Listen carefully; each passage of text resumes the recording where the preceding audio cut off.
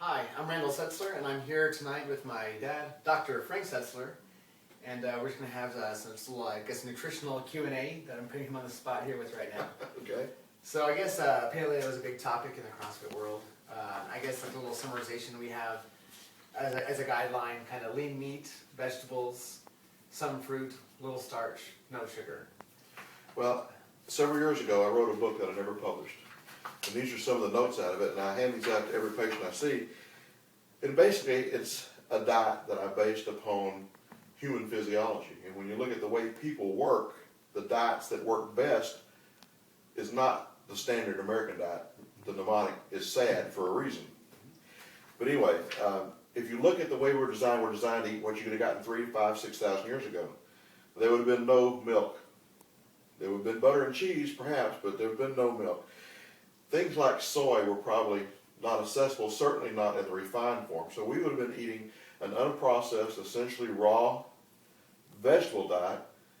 And whether or not the meats were raw or not is questionable, but the evidence, paleologically anyway, is that the meats were probably pretty well cooked.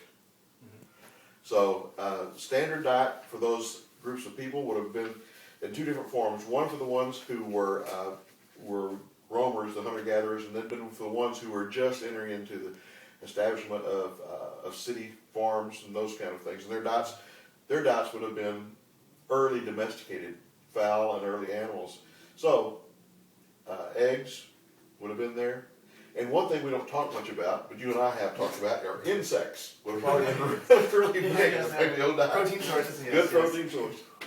And so, I believe that a lot of us agree about there's a lot more modern choices, and that we still have, I guess you consider a primal belly, in the sense of just we never really adapted to these newer methods or just newer options that are available. There's no doubt that we have a primal belly. That's why we have things like IBS and diverticulitis and all that other stuff.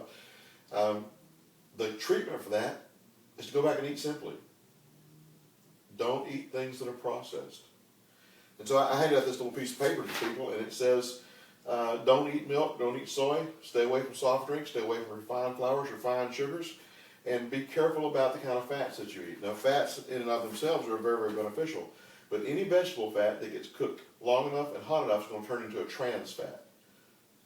So you need to cook and you need to consume stable vegetable oils and stable animal oils. Well, that's butter, animal fat that hadn't been cooked too terribly long, coconut oil, grapeseed oil, and olive oil. Those are the 5 most stable oils there are. And my favorite is olive oil because that's the one we get the most of here. Coconut oil is also very good, and you can get it. There are increasingly more available sources, but since the tsunami of 8 or 10 years ago, it's been hard to get coconut oil in some places. Okay, well, a lot of my meals, I guess, really don't differentiate, I guess, from like breakfast to dinner. They all kind of look fairly similar. What do you say for people who say, oh, eggs, cholesterol, or bacon, yay, nay, good, bad? I'd say there's a lot of very bad information out there. People who go on a high-protein, high-fat diet, if you follow their cholesterols, their serum cholesterols go down. They don't go up. Fats do not make your cholesterol go up. Albumin, eggs do not make your cholesterol go up. What makes your cholesterol go up is the mass consumption of refined carbohydrates in the American diet. The body has to do something with them, so it turns it into something it can store, and as it's passing through into the storage farm, one of the things you go through is cholesterol. Cholesterol is not a bad thing. Your hormones are made out of cholesterol.